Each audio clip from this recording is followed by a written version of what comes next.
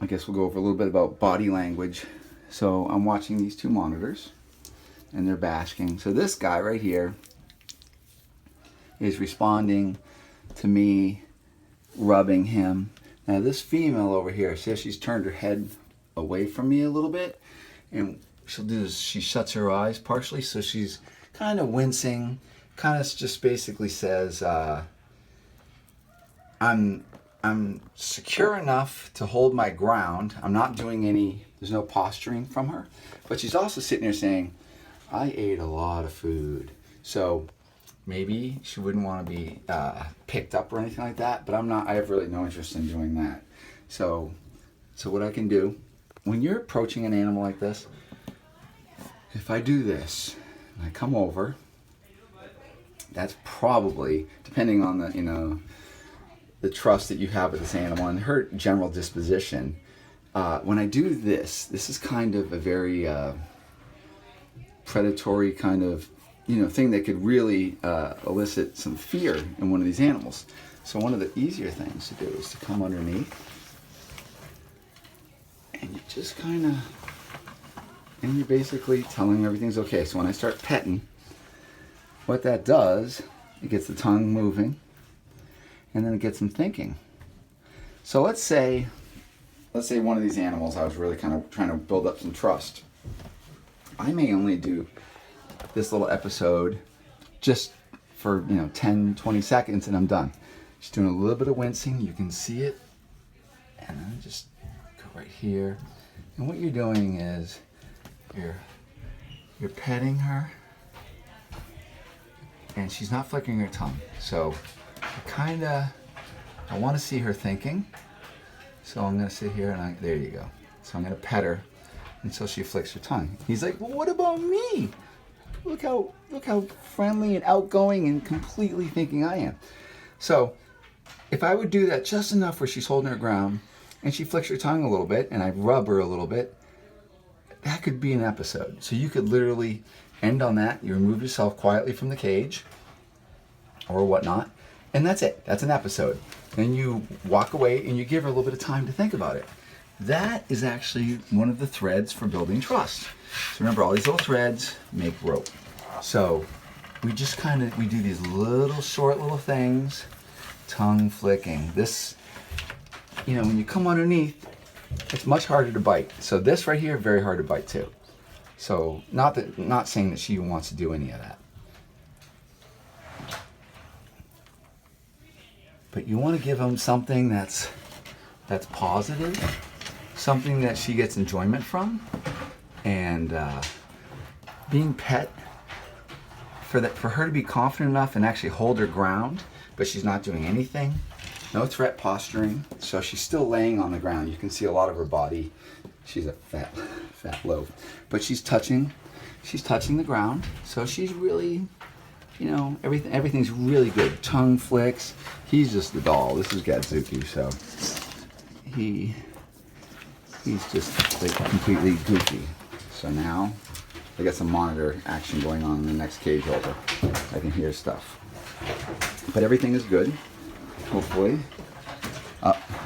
clock monitor going into a water. Monitors can be so clumsy, especially in captivity, because we've taken away a lot of their agility because we're feeding them and they get kind of lazy and all that kind of stuff. So back to you. So reading these animals. Now, if I were in here and I wanted to manhandle her, I'm gonna do things to basically take away from the trust and the threads that I've built. So one thing you can notice here, I am now towering over her. This is not a good place if I have an animal that is worried or threatened by me. This is not a good place for me to establish trust, because I'm doing something that's very threatening. I mean, nature has designed her to be very aware, to be very aware of overhead animals and dangers. So it's instinctually built in her. So if I can back up and I come down, And I come right up here. Hello. And you know what? They know your voice. They know your voice. So see this twitching? This is still okay thread. Long tongue flicks. See that? I'm still thinking. So probably one of the best things I could do right now is if I just sat down in her cage. So let's see. That's if I'm going to push it, because I'm going to sit here and be low.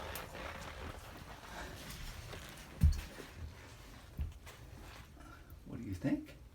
So sometimes, so she goes into hide, and I go and push myself on her. Now it's her place where she's gone to avoid me, and if I continue to follow after her, I might do something that's going to be a negative thing. So what I'll do, a lot of times they're very inquisitive. So I'm going to sit here and I'm going to just do anything I can to create activity.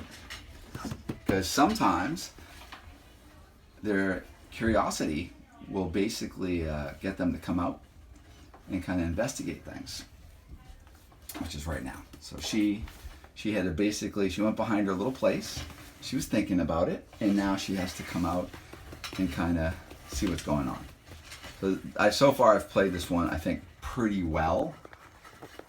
And the reason why she's having a problem is don't even get out of here. So, all right, you're ruining everything I'm doing. It's not about you, it's about her. So the reason, this is the baby tortoise egg. Look at this. Remember the tortoise? It hatched right in here. And she may have found other eggs and eaten them.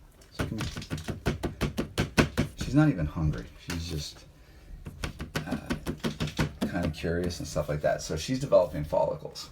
But back to this. So she came from another cage where she was kept singly and where I conditioned her. Hey, sweetie. Come here.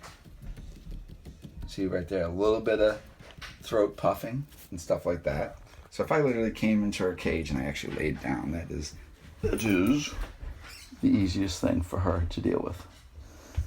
Yeah, this is it's a dirty job. Come here. I'm gonna sit here and I'm gonna dig up some things. Oh, what's he digging?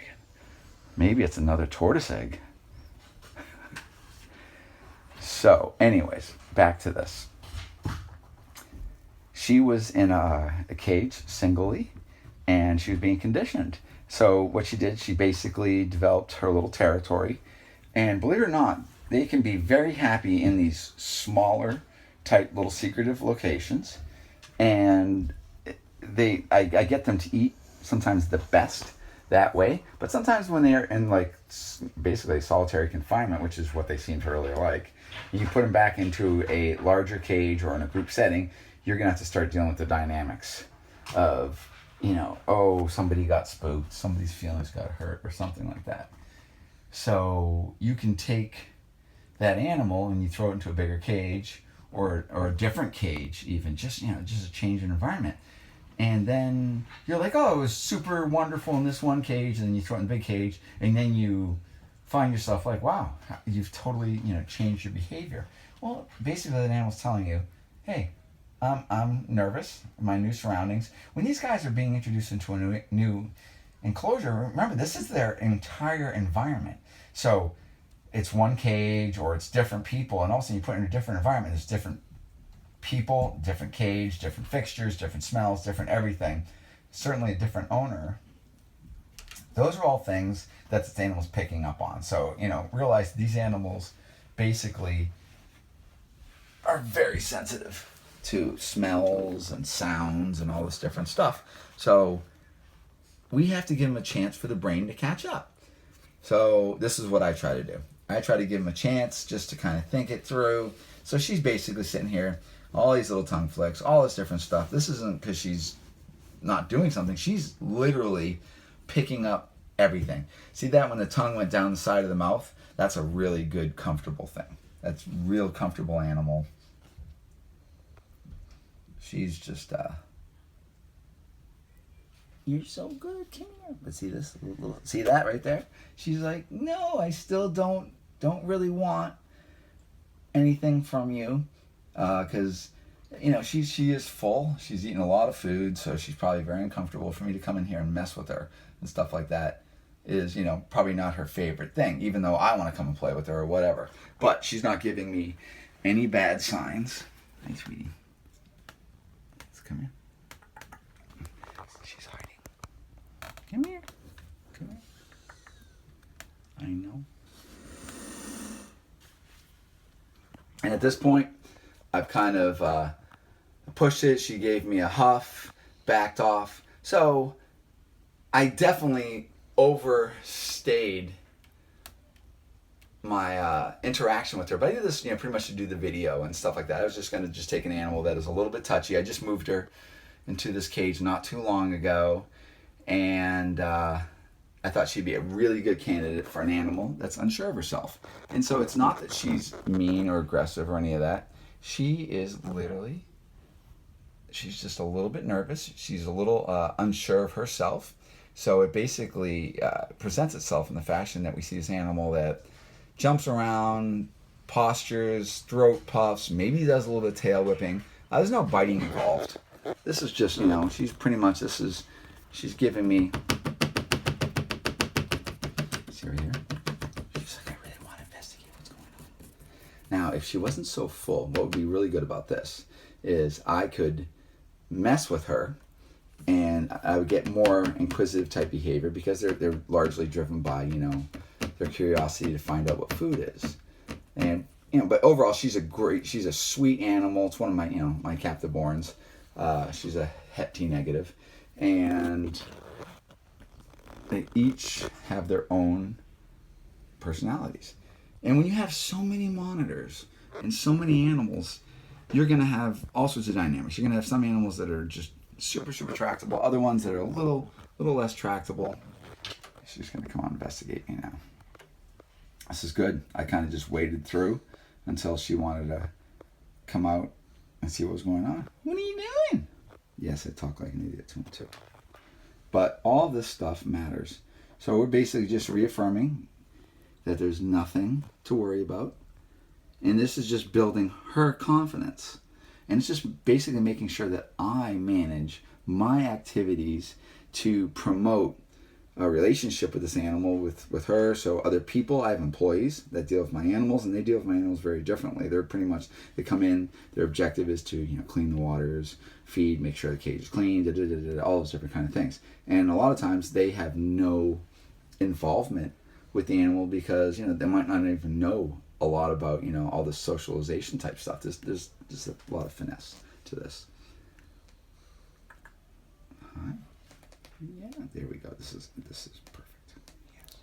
Yes, perfect. See right there? That comfortable tongue flick on the side. That's everything is comfortable. So everything's good. This would be a really good time for me to probably bow out and leave. She's back to she's nosing around. She's looking for tortoise eggs. God, I wonder if she got some of them. But we did get that one baby tortoise.